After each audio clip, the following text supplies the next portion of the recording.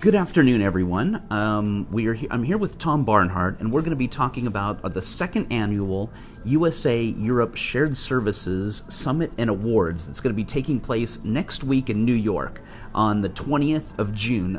Tom, thank you for joining us today. I know you're getting ready to leave for New York tomorrow. Very soon. So tell us a little bit about the event and what some of the updates from the last time we spoke. It's second year, of course, in New York, and we're pleased to have this year about 25% more people coming so far. We've got a wonderful lineup of speakers with about 17 speakers during the daytime summit.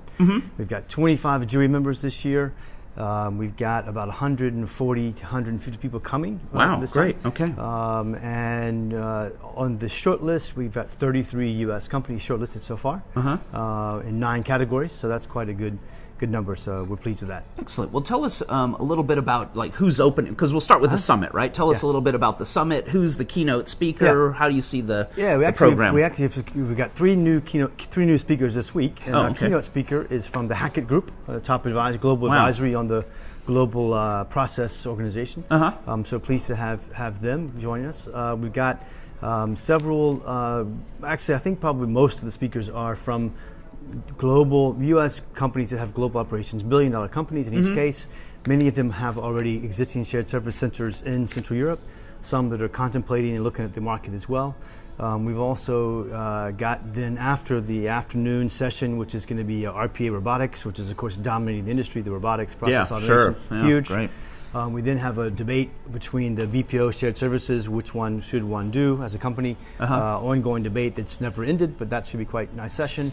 I guess the BPO guys prefer the BPO option, right? Ironically, how that works. Yeah, strange. And then we'll have breakout sessions, in particular deep dive details on some legal issues, on some recruitment issues, as well as, again, robotics and some other issues that are specifically unique to East European shared service centers. Right. And so U.S. companies, they should come to this to learn, if they're not in Central Eastern Europe yet, to learn a little bit about, from the companies that are already here, what have been their experiences in Poland, Czech, Hungary, Romania, and Greece now, I guess. Actually, one of the, I'm happy to have this year the country of Greece coming along as well, which is, I think, very smart of them.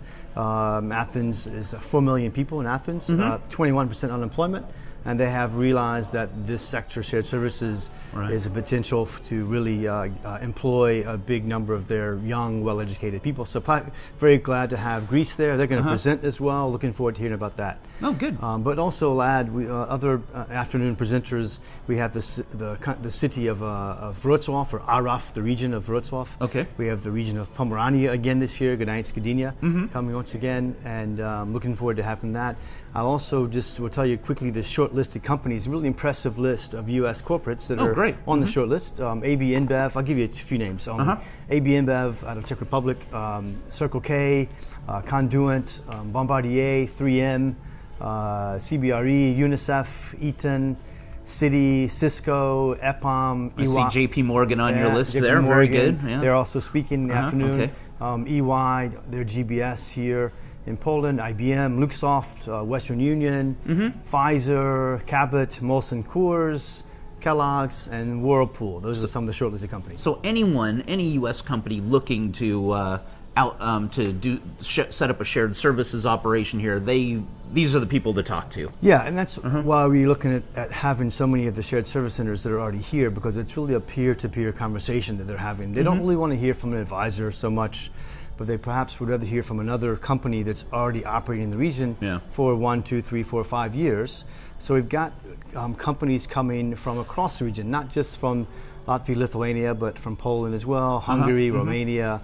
So really good, balanced focus on Central Europe. So particularly for U.S. corporates that are looking to optimize their back offices, whether it's F&A, IT operations, if they've got especially a European component. Many of the U.S. companies have operations in Western Europe, but they don't yet have back office operations in Eastern Europe, and that's particularly our focus. And I see you have a few people coming even from Belarus and Ukraine and Bulgaria and some in Romania and some of the other more Eastern, that some of the IT stuff is happening more. Absolutely. Often, I mean, and a lot of the F&A, a lot of the back office outsourcing is increasingly IT technology related. You can't do anything these days, of course, without the technology component. And the Right. tech talent in Central East Europe is wonderful, really, as everyone knows. Most people know.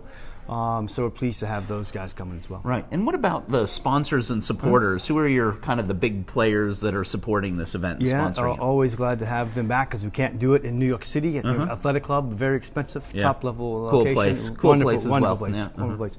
So we have got again this year the region of Pomerania coming to the table for 10.